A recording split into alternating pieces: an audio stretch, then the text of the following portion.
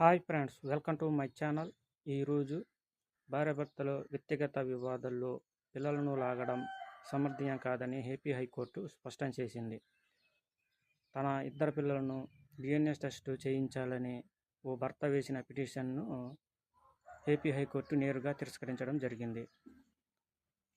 తల్లిదండ్రుల న్యాయ పోరాటంలో పిల్లలను, వారి హక్కులను, గౌరవాన్ని కాపాడడం అతి ముఖ్యమని ఏపీ హైకోర్టు అభిప్రాయపడింది. సరే, ఉంటాం ఫ్రెండ్స్. ఈరోజు బాధితుకు తల్లిదండ్రుల వ్యక్తిగత వివాదాలను పిల్లల్ని లాగడం, మాకు పుట్టినరోందరికి ఇచ్చే DNA టెస్ట్ చేయించడం సమర్థనీయం కాదనిచ్చి ఏపీ హైకోర్టుకి ఎత్తనమాట.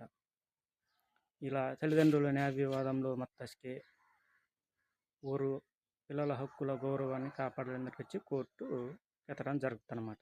సరే, మంతాం ఫ్రెండ్స్.